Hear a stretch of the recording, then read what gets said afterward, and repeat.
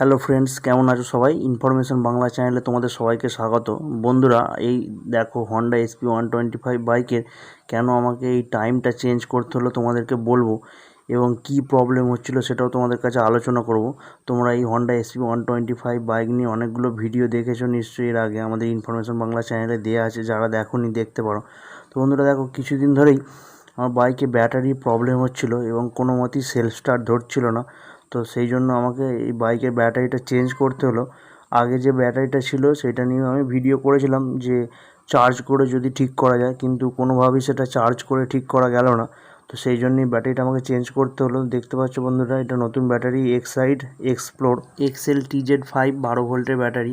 তো বন্ধুরা, এই ব্যাটারিটা কীরকম হয় এবং কীরকম পারফরমেন্স দেয় তোমাদেরকে দেখাবো, এবং কত দাম পড়লো সেটাও আলোচনা করব। তো বন্ধুরা, আমি এটা এক্সাইডের যে ডিলার আছে সেখান থেকে নিয়েছি। তো এটা লোকাল মার্কেটেও পেয়ে যাবে এবং যে কোনো মোটর পেয়ার পার্টসের দোকানেও পাওয়া যাবে। তো বন্ধুরা, আগের যে ব্যাটারিটা ছিল টাটা কোম্পানির, সেটা নিয়ে আমি যে ভিডিওটা করেছিলাম যে যদি সেটাকে চার্জ করে কোনোভাবে ঠিক করা যায়, তো আমি সেই জন্য ভিডিওটা তোমরা দেখেছো। যারা দেখোনি, আমি এই ভিডিওর নিচে ডেসক্রিপশন বক্সের লিঙ্ক দেওয়া থাকবে, তোমরা দেখতে পারো এই ভিডিও শেষে। বন্ধুরা, অনেকেই জানো যারা 2020 সালে প্রথম দিক করে এই হন্ডা SP 125 বাইকটা নিয়েছিল, তাদের একটাই প্রবলেম দেখা দিচ্ছে সেলফ স্টার্টের, কারণ তার ব্যাটারিটা প্রবলেম। তো বন্ধুরা, এটা দেখতে পাচ্ছ যে এক্সাইড এক্সপ্লোর, এটা 48 মাস ওয়ারেন্টিও দেখাচ্ছে। এবং তোমরা অনেকেই জানো যে এই এক্সাইড কোম্পানির ব্যাটারি একটা ভালো নামও আছে এবং ভালো পারফরমেন্সও দেয়।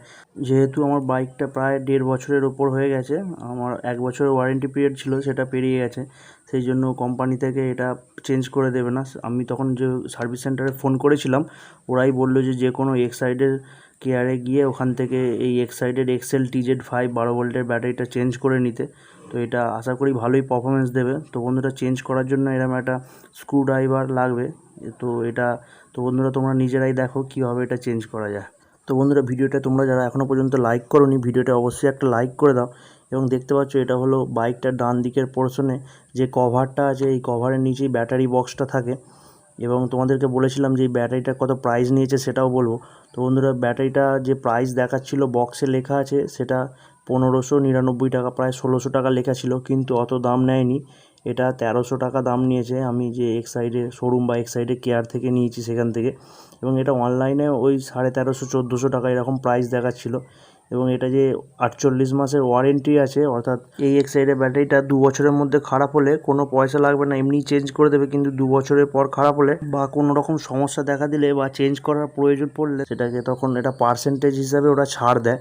তো বন্ধুরা, এটা দেখো হলো সেই পুরনো টাটার ব্যাটারিটা, যেটা খুবই প্রবলেম করছিল বলেই চেঞ্জ করতে হচ্ছে বাধ্য হয়ে। তো এটা একটা প্লাসের প্রয়োজন হবে এই ব্যাটারিটাকে, এখানে যে উপরে যে ক্লাম্পটা লাগানো আছে সেই ক্লাম্পটাকে খোলার জন্য।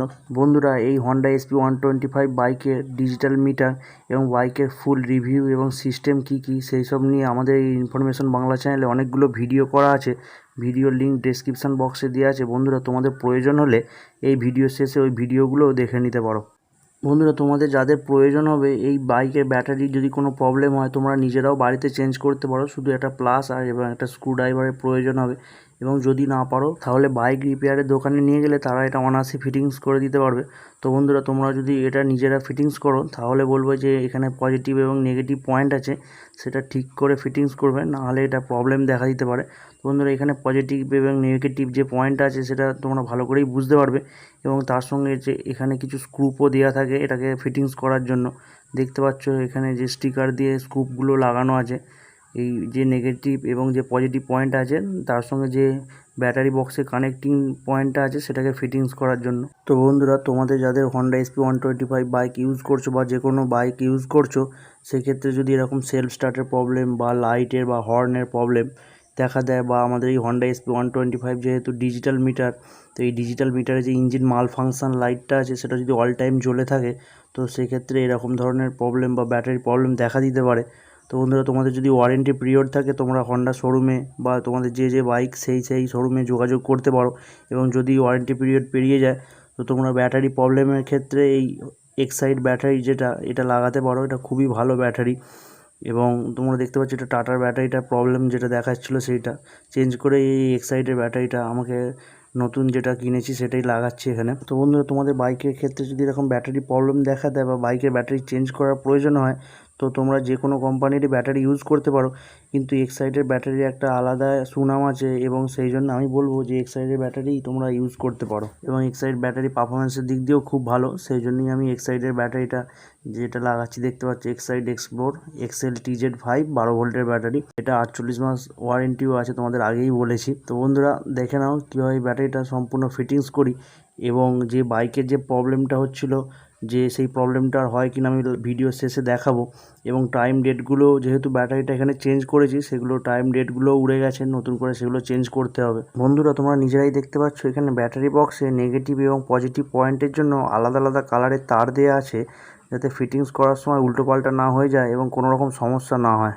ব্যাটারির এই নেগেটিভ পজিটিভ পয়েন্টটা ভালোভাবে ফিটিংস হয়ে গেলে তারপর ব্যাটারি বক্সের যে ক্লাম্পটা থাকে সেটাকে ভালোভাবে আটকে দিতে হবে, না হলে গাড়ি রানিং অবস্থায় বা ঝাঁকুনির ক্ষেত্রে এই ব্যাটারিটার আওয়াজ হওয়ার সম্ভাবনা থাকে এবং খুলেও পড়ে যেতে পারে।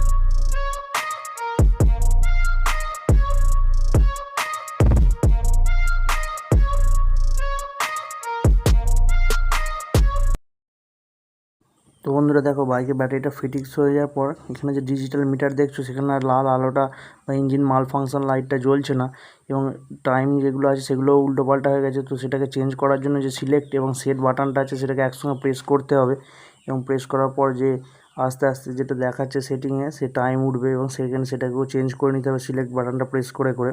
এবং তারপর যে সেট বাটনটা আছে সেটাকে প্রেস করলেই তারপর সেটা সেট হয়ে যাবে। তো বন্ধুরা দেখতে পারলে তোমরা কীভাবে সেটিং করতে হয়।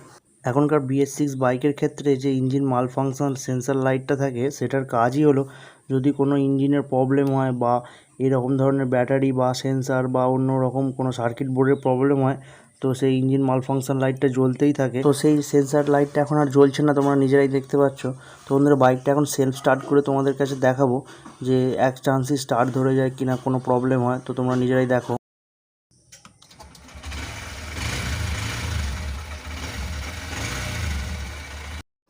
তো বন্ধুরা তোমরা নিজেরাই দেখতে পেলে বাইকের ব্যাটারিটা চেঞ্জ করার পর বাইকের সেলফ স্টার্টটা দিতে এক চান্সে স্টার্ট নিয়ে নিল। তো বন্ধুরা এই ধরনের ইনফরমেটিভ ভিডিও যদি তোমাদের ভালো লেগে থাকে তাহলে অবশ্যই একটা লাইক করে দেবে, এবং এই বিষয়ে যদি কিছু জানার থাকে তাহলে অবশ্যই কমেন্ট করে জানাবে।